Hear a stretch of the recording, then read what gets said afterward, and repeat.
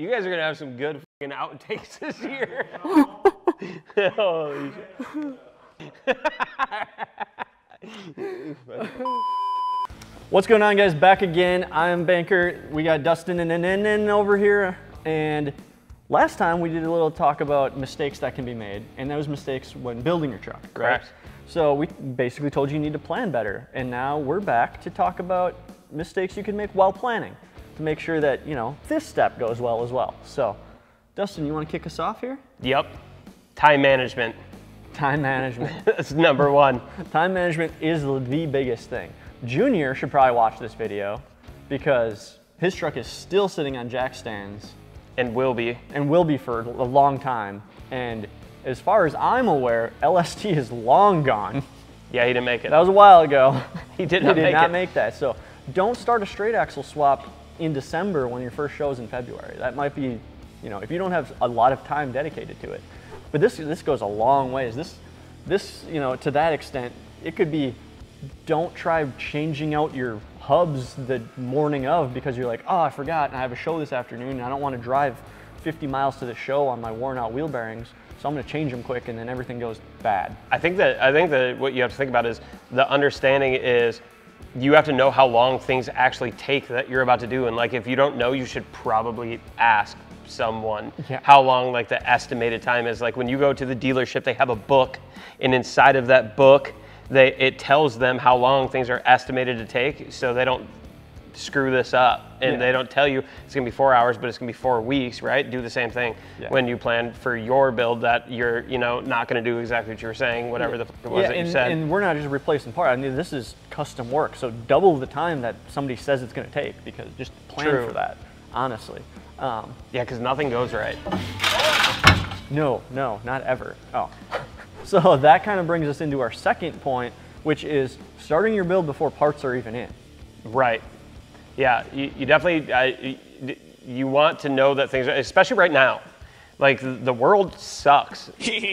Yep. That's it, yeah. And like you guys know it, we know it, and everyone around knows it, and it doesn't matter what you're buying, whether anything online. I mean, things for, you know, I have things on the way for my motorcycle that have been, you know, on the way for the last 3.5 months, and like everything you buy for your truck, you know, you really don't know unless you buy through us. You know, we'll tell you how long things are going to take to get there. If we have them in stock, we have those options. Fair. You know, subtle plug, it's okay. But most places you don't really know, right? You could assume like in 2018 you were going to get it in a week, but now it could be 3-4 weeks, and now you have your truck completely apart in the garage. And even if you're going to get all of it, right?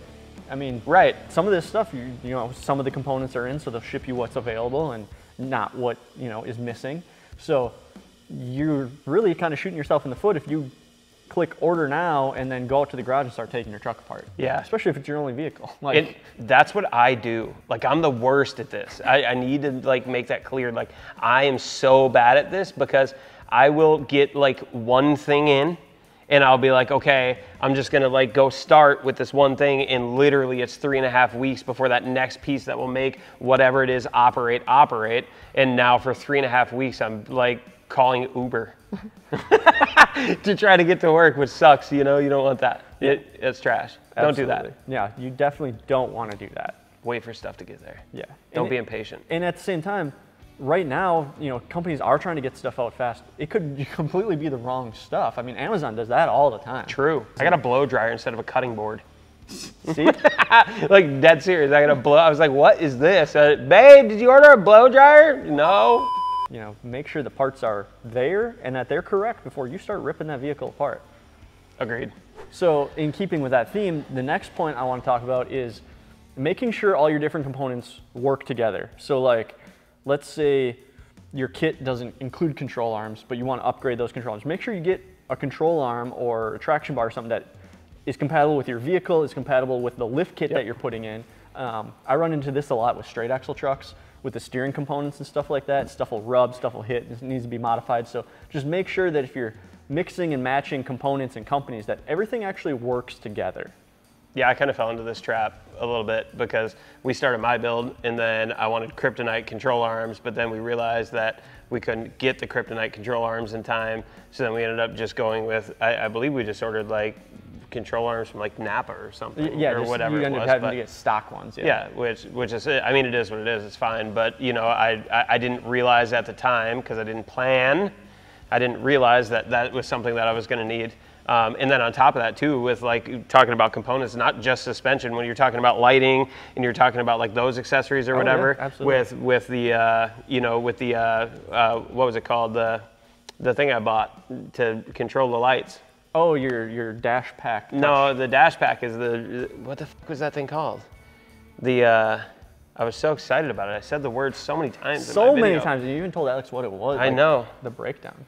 Damn it. Here, I got the EAS system. I'm the first one ever to have one of those. I went and bought it on my own. What does EAS stand for? Electronic accessories. Oh, I'm so proud of you, you know! But I didn't have that thing, right? So we were gonna like drill into the car and like put my switches in there or whatever, and this thing just like happened to control all the lightings and all the lighting, all the components, the rock lights and whatever within the truck. So instead of me having to drill a bunch of holes, now I just control it right through my tuner, which is always gonna be there.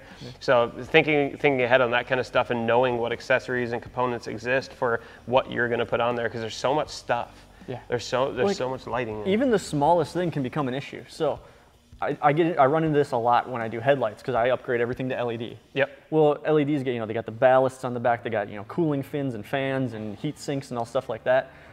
Like lighting components fit real tight. Yeah. So like you might have to modify the housing, you might have to, like the light itself, the mounting, the header panel where everything fits in. So stuff like that, always test fit stuff or think about how that's gonna work before you get into it.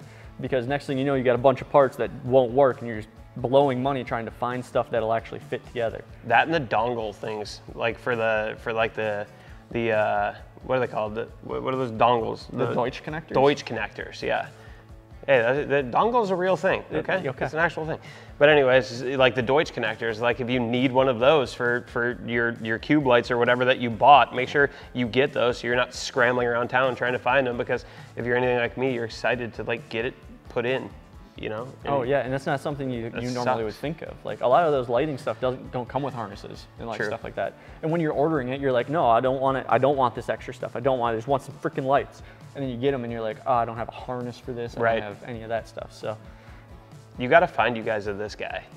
Like go through your friend group and make sure you have like a this guy, because that you can call if you don't know this stuff. Somebody with experience, or become the guy with experience. True. Because somebody's got to make the mistakes. I've made all of these. That's why I'm the guy now. Yeah, now I just call him. So I don't make them, but I still do. I think the last thing, and one of the most important things, is tires and wheels, and ordering them separately and them being too big, because there are a lot of tire shops out there that will not mount oversized wheels with stretched tires or anything like that. Or just big in general. Right, just giant wheels and tires. This is one of the things, like we try to make this as clear and as transparent as possible. Again, I'm gonna throw in a soft plug. That is why we offer the free mounting, the free balancing, the free shipping, is literally for this reason. We found a problem in this industry. We solved the problem by doing this for you guys. And I can't stress enough that literally you will go to a tire shop after you get your wheels and tires, and they will absolutely tell you that they won't do it. Yeah, it's gonna be one of two reasons. Either Billy Bob's shop on the corner just can't handle something that big without damaging it, or big chain store won't touch anything that's outside of OEM specs. Correct. We hear it all the time. And that's why we offer the mounted balance. I mean, that's just the best way to do it. Unless you have a stellar tire shop in your town, which are few and far between, it's kind of the way you have to, it's the best way to go, honestly. And they come to your door like ready to go. So if you order the right size wheels and tires that are gonna fit on your truck because you were smart and you used our gallery to make sure that they were gonna fit. God, I'm a king of plugs today. But anyways, you use the gallery to make sure that they were gonna fit, and then they come to your door on a pallet, you cut them open, and boom, they're on your truck. You literally don't have to worry about any of that, because it's a nightmare, it sucks. Have you ever lifted a 24 by 14 wheel and then 4 of them plus tires? Oh yeah.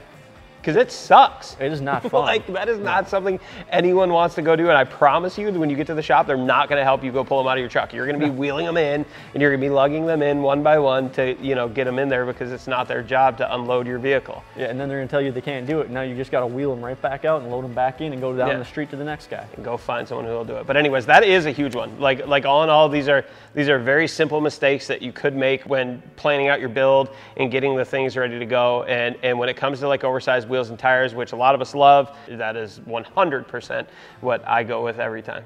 Yeah. Yeah. Like, it costs money. Yeah, that guy that's willing to do it is going to charge you for it. Like, it costs money. But anyways, I know that sounds cheesy, sounds corny, sounds like it literally is $350 saved by simply not having to pay for shipping, not having to pay for mounting, not having to pay for balancing, and just getting them to your door. So, I mean, $350, that's like a tank of gas nowadays. Yeah, these days, I mean, for a little while anyway, it might be half a tank coming up here soon. So either way. Anyways, guys, those are the best things we could come up with for mistakes that you should avoid when planning your build. If there's anything we missed or anything you ran into, leave a comment below. But until next time, like, subscribe, and I don't know, follow us or something like that, right? I hope you guys like these, because they're fun for us. We want to keep doing them. Yeah, so let us know that you like them. We want to go through all of the issues we have and tell you guys about them. So let us know that you like it, all right? Peace.